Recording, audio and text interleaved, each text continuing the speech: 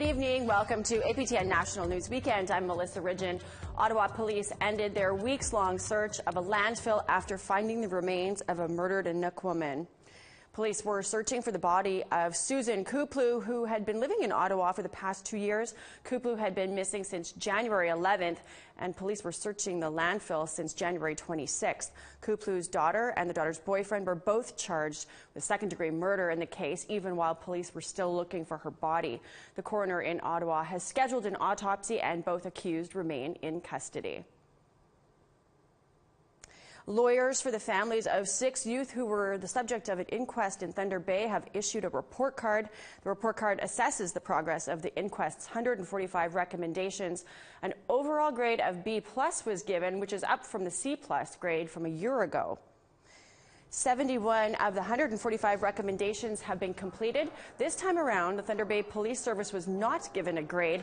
That's in part due to the recent police watchdog report that found the investigations into the deaths of 4 of the 7 youth were inadequate. The police service says it's making changes based on that watchdog report. A proposed silica sand mine in Manitoba is dividing a community. Members of Hollow Water First Nation set up a peace camp a week ago. They say the project comes with environmental problems, but the chief and council disagree. Brittany Hobson brings us this.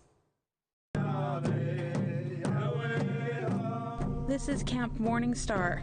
The peace camp was set up in Hollow Water First Nation after exploration began on a proposed sand mine project. The teepees were erected not so much as a protest or not so much as a blockade as it is for us to come together in ceremony. Lisa Raven is a band member.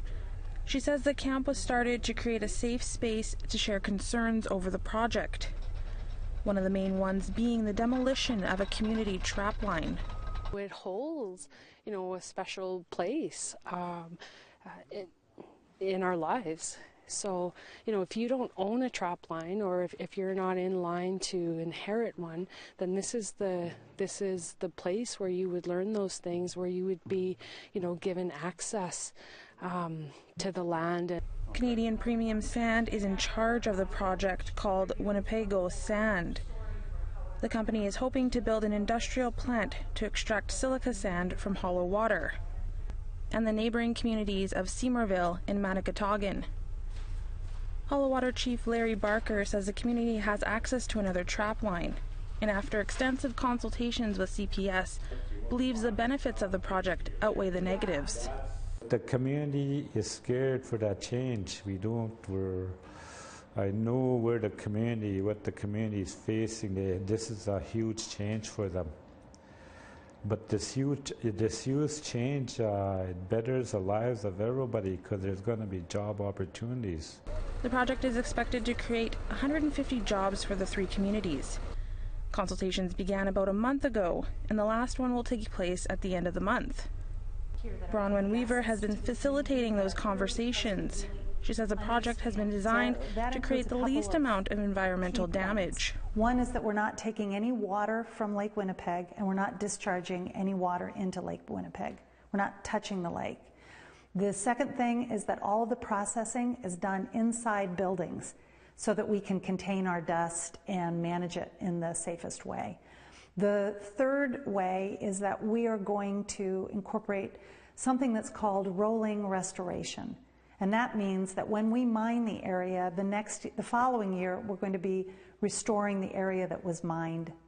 The province has yet to approve the project. Barker expects a decision in the next couple of weeks. The camp will stay until the weekend, and then we'll decide what to do from there. And I think both sides have a valid point. Like the jobs are needed, opportunities are needed in our community, and we also have to protect the land and our future. So, who wins in that situation? Brittany Hobson, APTN National News, Hollow Water First Nation. Oh, is that the guest book?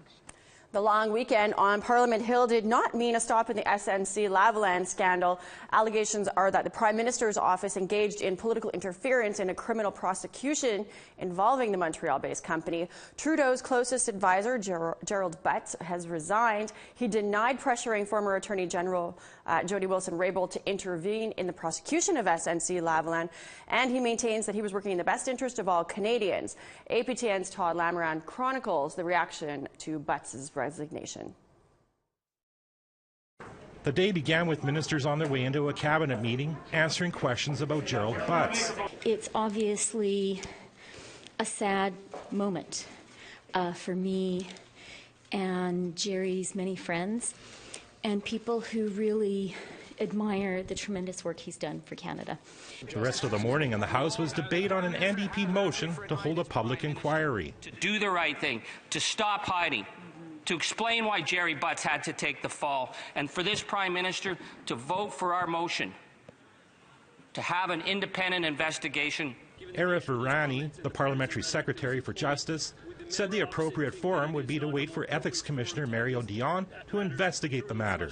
In a non-partisan, apolitical manner, in a manner that has more robust mechanisms to have this actually addressed through the Ethics Commissioner investigation, which is already underway. That the Ethics Commissioner can only look at a very, very small aspect of this, but not the aspect that actually matters, which was the legal interference by Jerry Butts or the Prime Minister or anybody over on that side. Angus also defended a public inquiry in a press conference, saying the Prime Minister needs to come clean before running for re-election. If this is just the typical backroom, old rum bottle politics of Ottawa, and he's just the latest purveyor in a long, dirty and tawdry tradition of corruption and cronyism, well, then that's what he's going to run on in 2019. The question period saw several demands to have Jody Wilson-Raybould give her side of the story.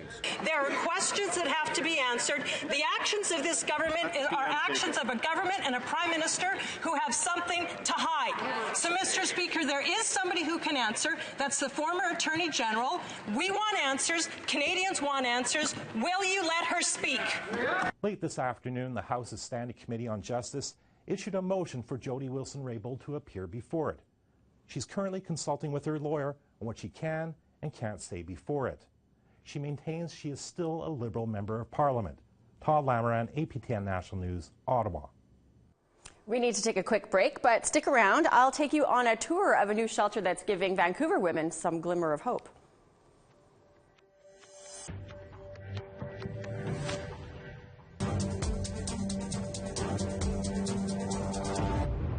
Welcome back. Last year, the Auditor General came to the Northwest Territories to issue a harsh report on how the government there is handling kids in care. Since then, the government has been scrambling to fix the problems. Reporter Charlotte Mort-Jacobs has been following these CFS stories since the government received a failing grade.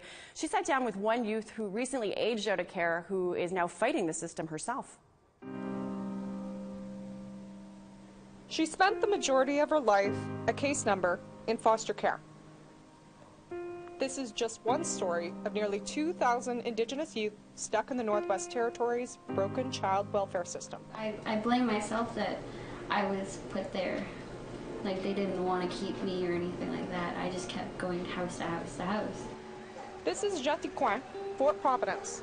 It's home to the recently aged out of care youth, who we will call Jane. This is where Jane was born, but she didn't grow up here. She spent her childhood in foster homes, 3 hours away in Yellowknife. She remembers one painful visit where she was reunited with her mother. I was 10 years old and I didn't even recognize my own mother. It was really heartbreaking. I didn't know who she was. Once in the system, Jane says she and her two younger sisters had little contact with their parents. It was really hard for them. The social groups would never tell us that our parents called or asked about us. They left letters, but they wouldn't give it to us or anything. So we thought our parents just gave up on us. The girls bounced around foster homes, changed schools 3 times, and burned through nearly a dozen social workers. Jane says her sisters stayed together like a pack, acting out at the very mention of being split up. We wanted to be together. If they kept us apart, we didn't eat, we didn't do anything, didn't socialize with the other kids, didn't go to school or nothing. At 17, Jane had a son, and she quit school. But after a tough battle with postpartum depression and a lack of support, she put her son in the custody of family friends. She still visits him from time to time. Yeah, it's kind of heartbreaking when he doesn't call me mommy, though. The next year, when she was 18, she aged out. She was no longer part of the system, but things didn't get easier. I wish I had known what my plan was. Like, I'm used to being told what to do and what not to do, but I didn't have anyone to tell me. Jane's story, being bounced around in foster care, having a kid, and no real idea about what to do for the future, is pretty typical for a kid in the Northwest Territories government care. And it's caught national attention. Since our 2014 audit, the Department of Health and Social Services has focused much of its attention on changing its processes, which serve to introduce complex changes into an already overburdened system. That's the Auditor General in October 2018. Since the last report in 2014, Child Welfare and Child Protection Services have declined even farther. Like Jane, many children and youth are falling through the cracks of the NWT welfare system. According to the 2018 Auditor General report, 9 out of 10 kids in care did not have regular communication with their social worker. And when they were placed in a foster home, there was no background check. That includes a criminal record check or just a basic family background check. Health and Social Services Minister Glenn Abernathy says the government didn't have a clear picture on how and what services were being given to kids like Jane. We'd been doing our own audits as well, and a couple years ago we did an audit and our audit tool failed miserably. It was very frustrating, I think, for everybody involved. And as a result of that, we've tried to strengthen our own internal auditing process. So we'd started seeing some of the things when this second audit, really the first one that worked, came in that the Auditor General pointed out. So we started making corrections back then. Abernathy also says the government had been moving to try to have a prevention-based approach. Focusing on helping build strong families, helping to keep families together, avoiding apprehension as much as possible as long as the safety is addressed. We've moved in that direction. We have made profound changes in our system. But one of the things that has become clear through this Auditor General report is that we didn't resource the changes effectively.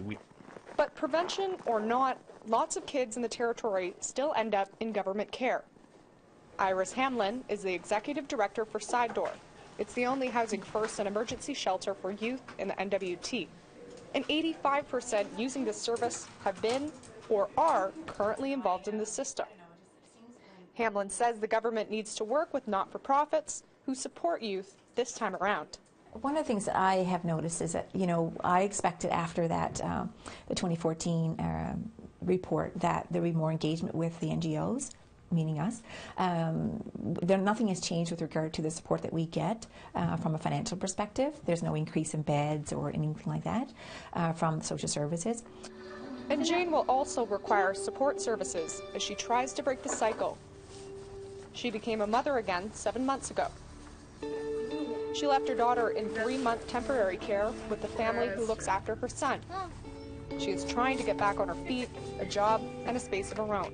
To see her first walks, her first word, she's already grown teeth already at 3 months. That was impressive. I want to give her everything that I didn't have. Jane says the CFS worker has advised her to move to Yellowknife to be closer to services, but her mind is made up. This time around, her daughter will grow up in her home community. Charlotte Moore-Jacobs, APTN National News, Siksika, Fort Providence. This next story is about how the tragic ending of a life turned into a glimmer of hope for some of the most vulnerable people in society. A safe haven for homeless women is now open in Surrey, British Columbia. As Tina House reports, it's a refuge from street life and a place to call home. Last March, demolition began at the abandoned Motel Hollywood in Surrey, and it's being transformed into a safe haven for homeless women trying to get off the streets. The motel was in absolutely abysmal shape when we bought it, so we're doing extensive renovations inside, new flooring, fixing the doors, making it more secure, replacing the kitchenettes, new furniture, so it will be beautiful inside. And this is what it looks like today.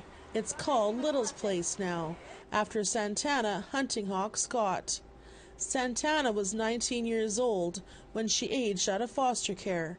She became homeless, and she died of an opioid overdose, alone in this tent, near a busy highway in Surrey. Santana's street name was Little because she was so small. Janice Abbott, the CEO of Atira Women's Resource Society, was so moved by Little's story that she named the new facility after her to honor her legacy. You think about the potential that's lost. Every young woman has the potential to find a cure for cancer or raise a child who finds a cure for cancer or helps another person, and you just don't know what potential she had, and it's so preventable. What happened to Santana is so preventable, and that's what makes it tragic. Well, this is my place. I'll let you see.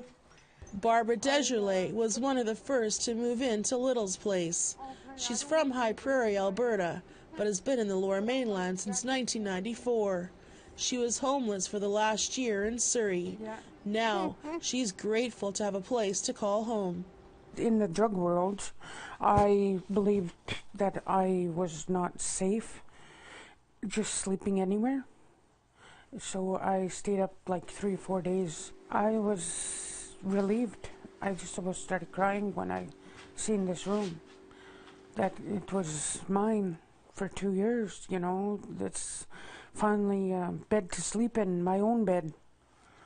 And nobody could tell me, oh, you can't, you have to go to sleep this time, or, you know, you have to get up this time, like shelters. Little's place is more than just rooms. Maura Gowans is the program director. So this is an office, and this is where we put up what kind of groups and meetings we're doing for the week. And this is Donna. Hi. So she's one of the staff here. Hello, I'm Donna D. And then behind you is amazing Judy. Hello, Judy. And so this is our community kitchen where we make meals, 2 meals a day, 7 days a week, and the women help participate in making those meals. Little's place offers 22 units. Some have kitchenettes, and some have wheelchair accessibility. And it's also pet friendly. The dog in the chair. It's okay. No, sit down. Tamara Ashley lives here with her dog Gizmo. She was a sex trade worker since she was 13 years old, and she says that she also lived in a tent in Surrey. She believes she could have suffered the same fate as Santana. Yeah, I really easily could have ended up like her. Very easily. And what do you think of the fact that they basically honored Little with this place and helping women like... It's awesome. It's really awesome. There needs to be more done like that. Savannah Huntinghawk Scott is Santana's older sister. She honors her late sister with this tattoo and says Santana would be proud that her legacy will live on through Little's place. But she says the child welfare system failed her sister.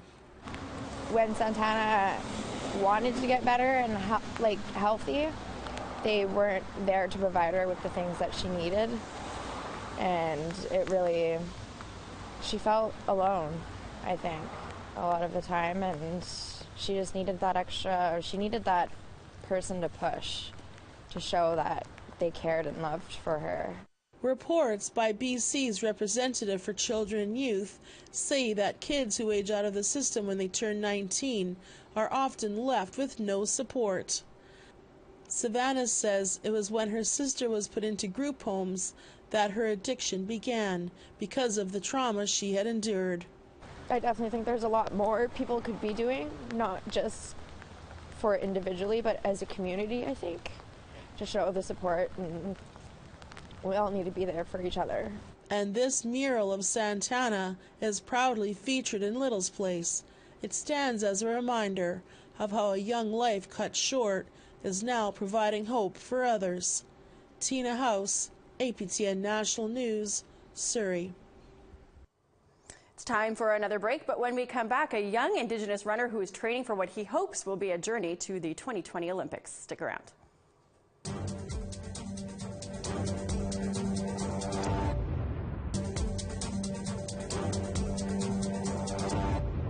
Welcome back. One of the people behind a recently settled class action lawsuit passed away in Winnipeg this week. Gary McLean was from the Lake Manitoba First Nation in the central part of the province.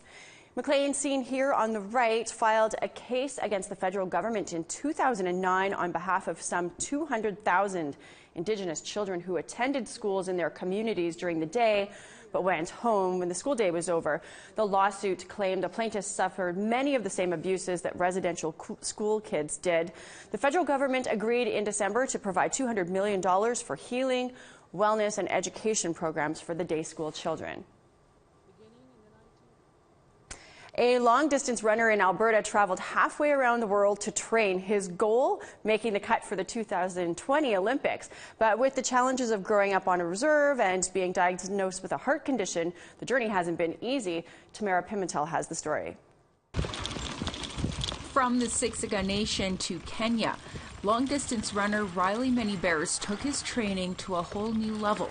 He spent 3 months at a training facility in Eton, Kenya. The training, it was probably the toughest training I did in my life, but but overall it made me a stronger person, both physically and mentally. It's got to apply. He's back home now, working at the rec center and involved in community events, but he says looking back at his time in Kenya is an eye-opener. The 23-year-old usually trains here or in Calgary, but the conditions he faced in Kenya was a new challenge. It was kind of a culture shock. The challenges I faced, the high altitude, I never trained at high altitude before, and, I dealt with high altitude sickness and also living in a lower class, living as a Kenyan. So, the first few days didn't have power, didn't have water, but, kind of brought me back to my childhood because, growing up on a res, Siksika here, I didn't have that. Manybears faced a lot of barriers growing up. Recovering from addiction, running became a stress reliever. I didn't really have much income support. I didn't really have the best proper running clothes, running apparel and all that, and I didn't really complain, so I still kept training. In 2015, he was diagnosed with Wolff-Parkinson-White syndrome, a rapid heartbeat. I was actually prepping for the Canadian Track and Field Championships, and then I kind of noticed I was getting these heart strains. I thought it was heart spasms and kept bugging me, and then I just had to drop out of the race. Despite his diagnosis, Manybears went to Brazil to compete in an 8-kilometer race at the first World Indigenous Games and came in first. After surgery, he competed more, earning medals at the North American Indigenous Games in Regina. With the financial and motivational support of the Siksika community, Manybears trained with the top runners and coaches in Kenya. I went there, still, confused in life, but, came back a whole different person. I feel reborn now, and, I could just, appreciate the things in life now. Manybears plans on heading back to Eton this April to continue his training for a race this summer. But his ultimate goal, competing in the 2020 Olympic Games. Tamara Pimentel, APTN National News on the Siksika Nation. That's your APTN News Weekend. I'm Melissa Ridgen. Thanks for joining me, and I'll see you back here on Monday. Have a great weekend.